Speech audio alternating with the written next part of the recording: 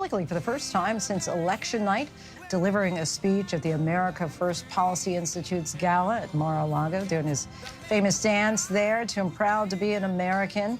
He was just introduced by Sylvester Stallone a moment ago, and we are just awaiting for him to address the room there.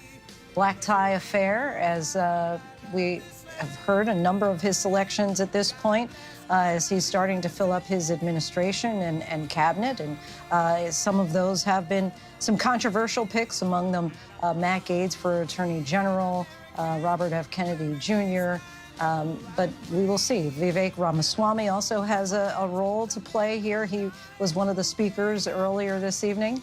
But Elon Musk also in the building there at Mar-a-Lago. A number of the Trump potential members of the Trump administration present at Mar-a-Lago tonight as we prepare to listen to hear from President-elect Donald Trump for the first time since the election. Let's take a listen. Thank you very much. Wow. Well, thank you, Sly. You know, Sly does not do that. He doesn't do that stuff. And he did a beautiful job, and I want to thank you and Jon Voight for being here. Jon, the great fight movies, I think Sly has a lot of them, and Jon has The Champ. What a movie that was, right? But I want to thank everybody for being here. You know, when Mrs. Post and E.F. Hutton, her husband at the time, when they built Mar-a-Lago many years ago, the Roaring 20s, it was the Roaring 20s, and we're hotter right now than they ever were in the Roaring 20s, I believe, and we're going to be a lot hotter. But we're going to keep it going. We're not going to have 1929 happen.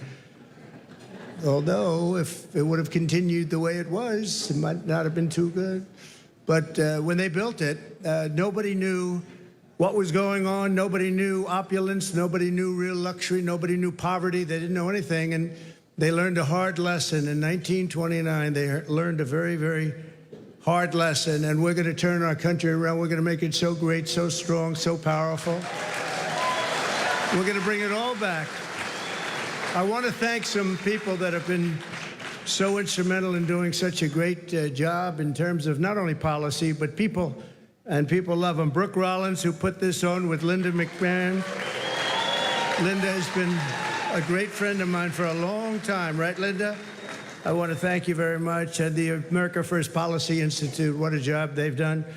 But I said, you know, the policy is much more important if we do it for 8 years than it is if we do it for 4 years. So I said, let's do this. Don't worry about your policy. Let's get out and let's win the election. But nobody knew we were going to win it the way we wanted. That was our big one. So that was really great. And Javier, I'd like to congratulate you on the job you've done for Argentina. Your speech was beautiful, but the job you've done is incredible. Make Argentina great again. You know, MAGA. He's a MAGA person.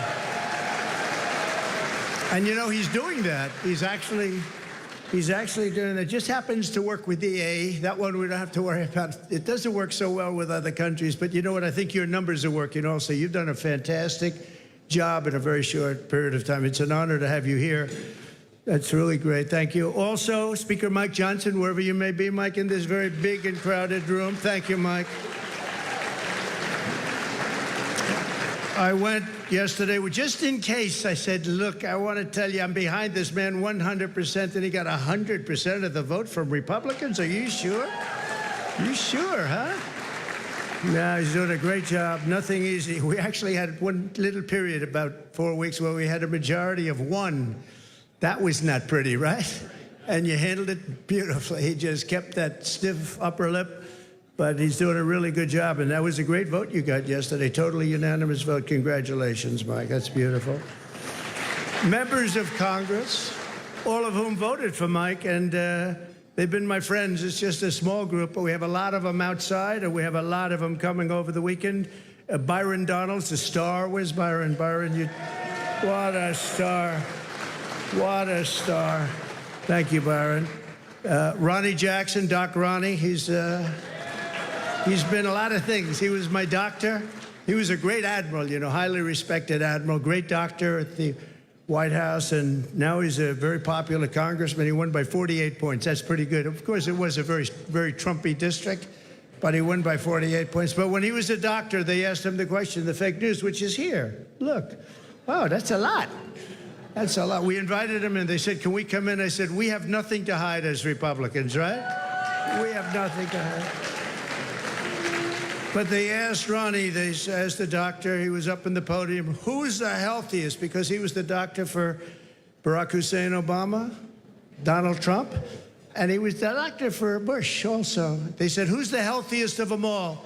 He said, without question, it's Donald Trump. And I said, I like that guy. I said, I like that guy. And he's doing great. Jason Smith is here, a great, great congressman. Wesley Hunt, wow. And Mike Waltz, who's going to be doing a little other work for us in the very near future. We just nominated him, and he's going to be doing a great job in the administration. And I promised Mike that I wouldn't be taking too many more before we start counting the votes, okay? He said, please, could you slow down a little bit? I just like the people in Congress, Mike. I'm sorry. But no, don't worry about it, Mike. Just relax. Just relax. We have a man who has a seriously high IQ. You know, I'm a person that believes in high IQs, and his is about as high as they get. He launched a rocket 3 weeks ago, and then he went to Pennsylvania to campaign because he considered this more important than launching rockets that cost billions of dollars. Elon Musk. Elon.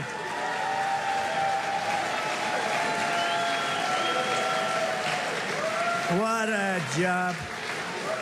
What a job he does. He's a great, and he happens to be a really good guy. You know, he likes this place. I can't get him out of here. He just likes this place. And you know what? I like having him here, too. He's good.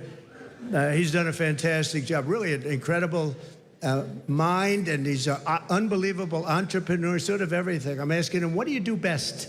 And we were not able to figure it out, but it's a lot of things. Another one who's another great mind and a great guy and so popular, and I think he's right. He wants to make people healthy. It's driven him pretty wild over the last number of years, and the Democrats didn't treat him well. He was doing fantastically well, and I think they came out with some rule that you had to do this, Mike. You had to get 70 or 75% of the vote to qualify to be in the primary. That was a pretty tough thing to get. And he was doing incredibly well, and he decided he can't do it, went independent. Now he's with us all the way. And today I nominated him for, I guess, if you like health and if you like people that live a long time, it's the most important position, RFK Jr. Bobby? Good.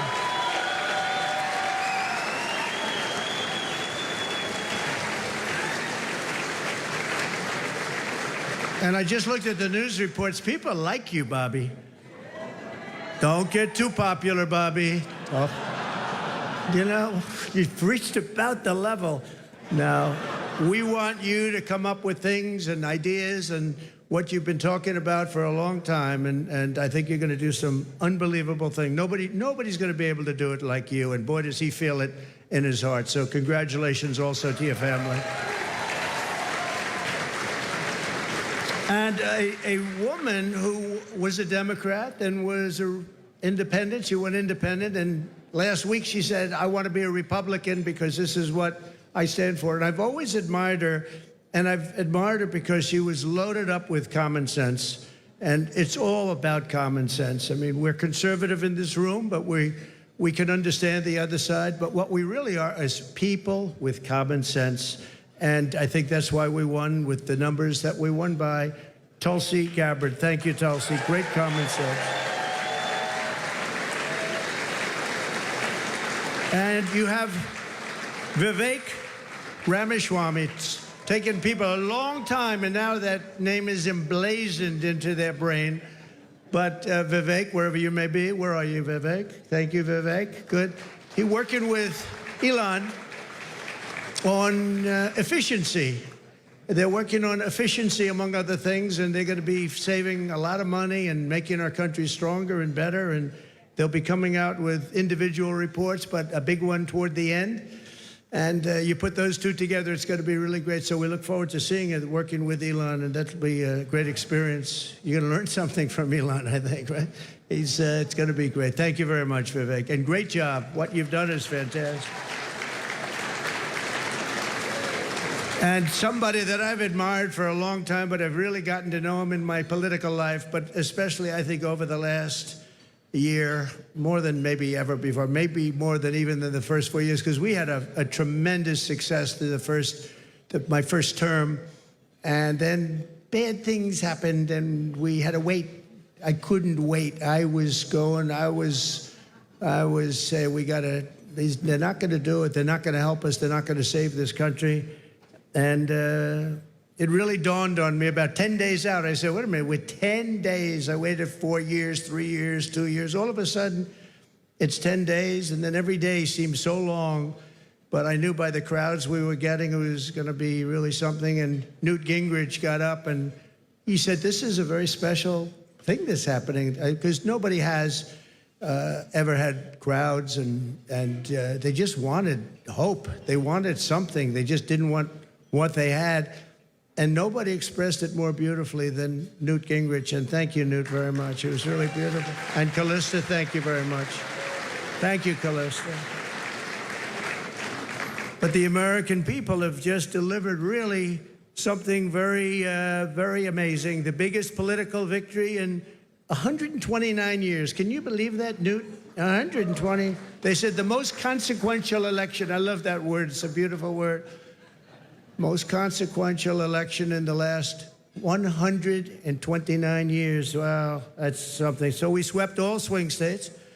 We won the popular vote. Oh, I love that. You know, in the last one,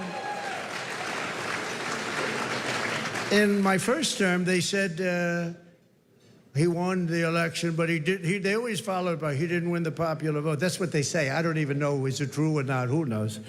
But they would say he didn't win the popular vote, and we won the popular vote by records now. Nobody can say that anymore about us. Nobody can say that, because we won the popular vote. And I didn't win it, the people won it. The great people of our country won the popular vote, and that's what they wanted, and this was something really special. Won the White House, recaptured the Senate, and now, as of today, recaptured the House. Thank you very much, Congressman.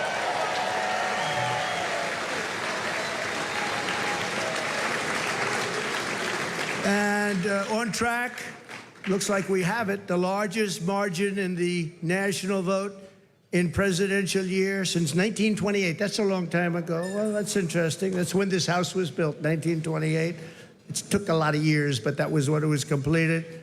And something that I just read here, and I saw from one of our friends from the news, from the media, we won, I didn't know this, we won 49 out of 50 states, shifted toward the GOP significantly. That's a big number. So we won the largest share of black and Hispanic votes of any Republican in the history of our country, recorded history of our country. So we won, think of that. We won the largest share of black and Hispanic voters. That's so incredible. They're unbelievable people. We respect them. We admire them. They've been through a lot, and they like us. And it wasn't easy. It wasn't easy. But if you take a look at the border of Texas, the governor called me, Greg Abbott, who's a great guy, called me up. He said, you won every single town on the border, and these towns were always blue. They were a dark, strong blue, and we won every single town up and down the border in Texas. We won with married women. What about unmarried women? What happened to unmarried women? We won with married women. We won half of all ages. Think of that. More than 50% of the 18 to 29-year-olds, the highest in many decades, the highest number. And again, it really has to do with common sense. You know, people don't want men playing in women's sports, right? They don't want it. They don't want it. You know, I said that during the last few weeks, I was very heavy on the common sense things, like they want a border. They want people to come into our country. They do. They don't want to have exclusion, but they want to come in legally through a system. They don't want them coming in through prisons and through where you dump a prison from countries all over the world, dumping prisons into our country. The prisoners dumped into our country by the millions. They don't want that. They don't want all of the kind of things that they don't want drug dealers. They don't want gang members. They don't want people that are causing trouble. They don't want people that the country doesn't want. And they had I would say a truth, Elon would say an X, but it came out and it had 12 different things, and it went down a list of things, and part of it was that the cartels were bringing in drugs. They don't want them at stopping. Wait till you see the numbers that are going to be released. In 2 days, things happened to our country. This is 2 days as of 3 days ago, but things are happening to our country that we didn't see happening for years. The caravans on the way up, 35,000 people, they're breaking up. They're breaking up. They're not making the journey. And we had 3 or 4 of the highest, I guess almost every single day we set new records in the stock market. We set new records economically. We're doing it. Now, the only thing is, Mr. Speaker, I think it's important, maybe you should pass a bill. You have to start my term from November 5th, okay? Or November 6th if you want. November 5th, because the market's gone through the roof. Enthusiasm's doubled. It's doubled in the last short while. And I watched a liberal commentator say, you know, whether you like him or not, there seems to be a beautiful light shining over our country and even over the world. I said, this guy didn't say that. But we have to defeat inflation, and while inflation's down, the costs are way too high. And when I went around, I heard something that was very interesting, the word grocery. It's sort of such a strange and simple and nice word. You know, I'm going out for groceries today. They talked about that more than any other item. The groceries are too high. And when you think about it, that's a very bad thing. And I talked about that a lot in the last couple of weeks, and it resonated. I tell a story about a woman. She got 3 apples, an old woman. She had 3 apples, and she brought them up to the cash register, and she looked at the woman, and she said, is that the right price? And the woman said, yes, ma'am, I'm sorry. Yes, it is. And she said, oh, that's okay. Could you wait 1 minute?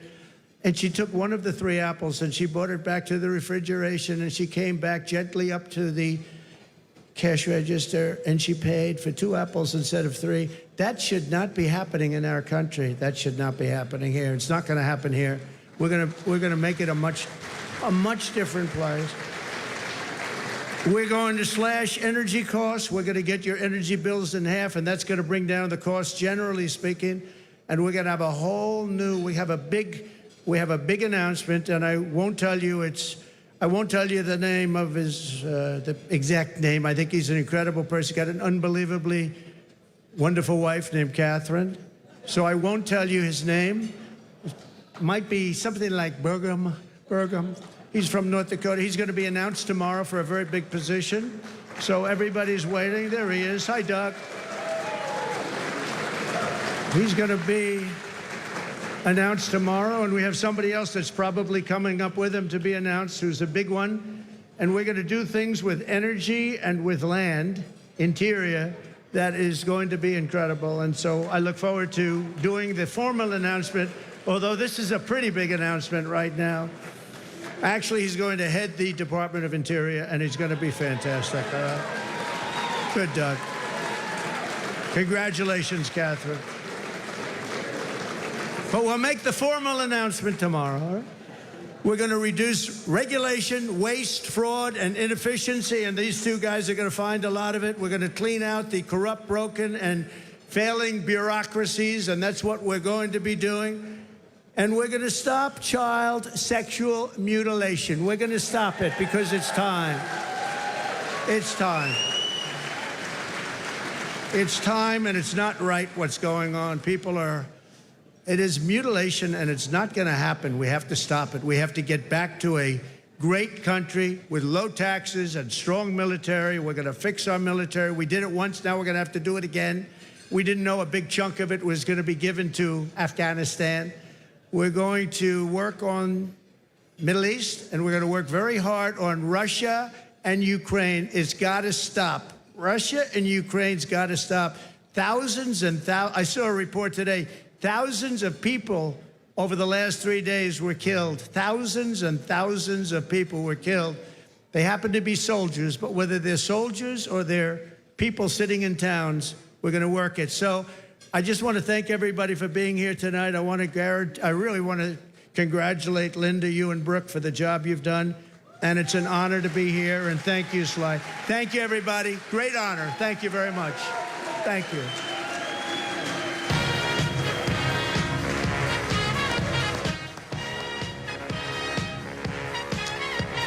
All right, there you have it. Donald Trump speaking there at America First at Mar-a-Lago. The first time he's doing his dance there. That was the first time that we had heard from him since election night. Of course, he recapped his election win, his strong finish, attributing it in a number of ways to what he described as his common sense policies. He said that we're going to turn our country around. We're going to make it so great, so strong, so powerful. Joining us now, our chief White House correspondent, Mary Bruce. Mary, of course, we hadn't heard from him since his victory speech last week. Give us a sense of what we just heard. Give us some perspective. Well, certainly a victory lap to start. Once again, Donald Trump touting, his sweeping victory, noting he won the popular vote, noting they swept all 7 battleground states. What's really interesting here is not only is this the first time that we have heard from him in extended remarks since he came out and spoke on election night, but it's also the first time that we've been hearing from him since he's been announcing this real, cascade of positions, of these nominations to fill his cabinet. Many of those people in the room with him there tonight. And he called them out, touting his new team, announcing his new cabinet to the hundreds of donors and supporters there at the gala here at Mar-a-Lago. And he also made some news there, Lindsay, saying, there's another big announcement coming tomorrow. He said he wasn't going to announce it, sort of teased it, and then said, oh, whatever, I'm just going to go ahead and announce it. South Dakota Governor Doug Burgum, of course, a former rival, yet again another rival who is coming into the team, announcing that he says tomorrow he'll make it official that he's going to be naming him as his Interior Secretary. So a bit of news there made at the gala at Mar-a-Lago tonight. And President-elect Trump has already announced more than 20 appointments. Are Republicans you're talking to taking any guesses why Trump would make so many of them controversial?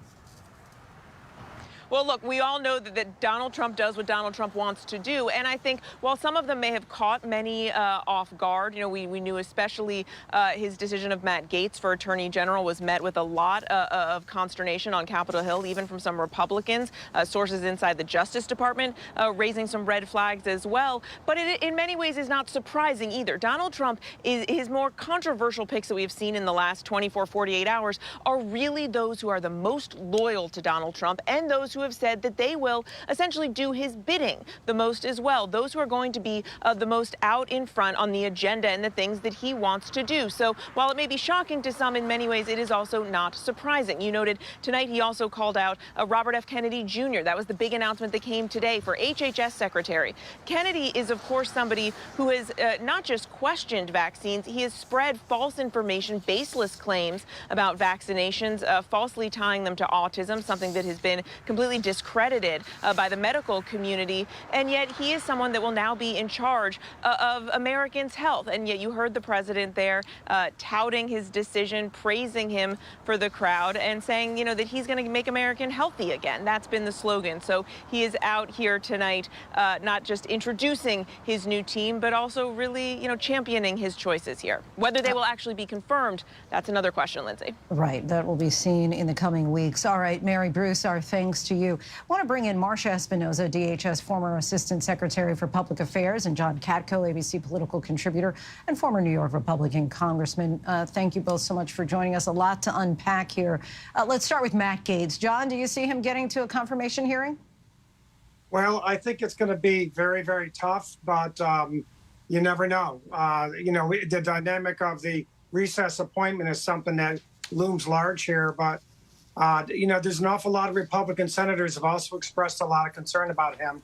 Many of Trump's picks are predictable. Few have been stunningly surprising. This one caught everyone off guard, and I think it's going to be a long slog.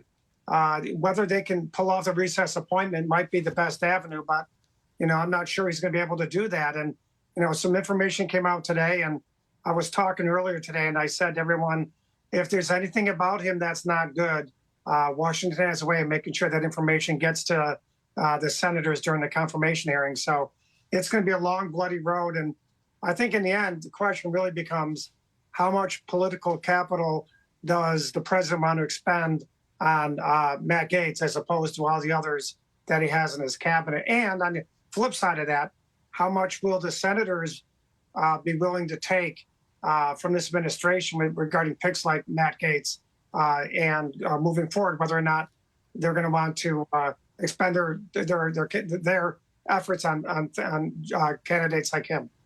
Another controversial pick, Tulsi Gabbard for Director of National Intelligence. Marcia, what are you hearing about her chances of actually being confirmed? I think the same as all the others. A lot of concerning things coming from some of these picks. And I think that we're all going to be looking at the Senate to do their job, uphold the law, and really question whether these picks are qualified for these positions, and bring to light some of these things, like the congressman just mentioned. Some of the allegations against Matt Gaetz are extremely concerning, considering a report that was going to come out just 2 days before he resigned. So a lot of these things are still left to be seen. I think it's concerning that his HHS pick is a vaccine denier, does not believe in science. This is someone who's going to be in charge of the health of America. So these picks just seem to keep getting worse and worse. And I not understanding his flow of that speech that he gave there. It was sort of rambling and incoherent, and talking about groceries and a woman buying apples. And I sat here wondering to myself, I wonder if Trump even knows how much an apple is or how much a gallon of milk is. Like, it just seems like he's doing more of the same and talking about himself rather than talking about the American people and what he is going to do as president to make their lives better. All right, Marcia and John, we thank you both so much for joining us. That is our coverage of President-elect Donald Trump's first remarks since election night. Be sure to stay tuned to ABC News Live for more context and analysis of the day's top stories.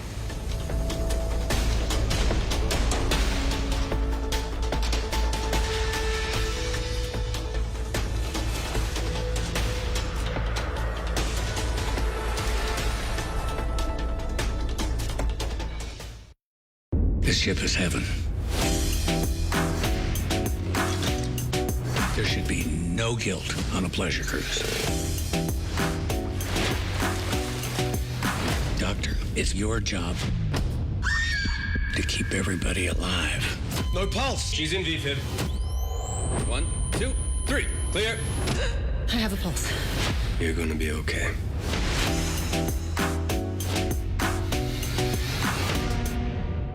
They were 150 feet down, in the dark, in the cold, with just a dwindling supply of oxygen. An unbelievable mystery. How does the ultimate status symbol end up on the bottom of the sea? How could they be gone in 16 minutes? It just doesn't happen. Desperate efforts to find 6 missing people after a luxury yacht sank down to the sea floor. We were just praying. I think about the last few moments for them. It's terrifying. Sinking of the super yacht, now streaming on Hulu. This is ABC News Live. The crush of families. On the ground in Ukraine. ABC News Live, America's #1 streaming news. Anytime, anywhere. Streaming 24/7, straight to you for free. Thank you for making ABC News Live America's #1 streaming news.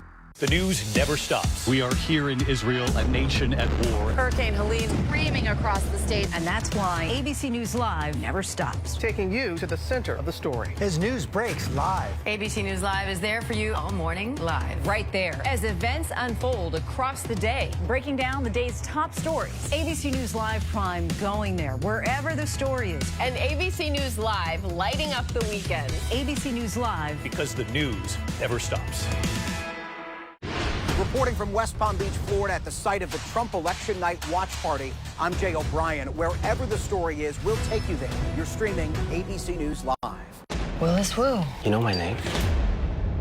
Oh. For decades, Chinatown's been the epicenter of crime in the city. I need someone on the inside. Follow me. Jeez. A detective and a waiter. Partners. Freeze. Solving cases, catching bad guys. Can I place an order to go, please? Well, close!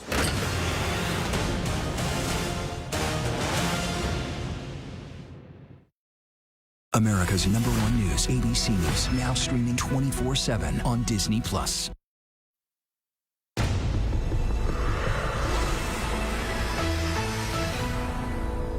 President-elect Trump with another bombshell nomination. Robert F. Kennedy Jr. for Secretary of Health and Human Services. This 24 hours after revealing Matt Gaetz as his nomination for Attorney General. Tonight could either win confirmation and what it could mean for the future. And conspiracy theorist Alex Jones' InfoWars sold at bankruptcy auction. The buyer, a satirical publication backed by families of Sandy Hook Elementary School shooting victims after he claimed the massacre was a hoax. The plan for the platform going forward. Plus, I was always extremely confident, but I feel like the confidence now is more of like a sense of knowing what I can bring to the table as opposed to, you know, it's been proven. Tinashe is on top after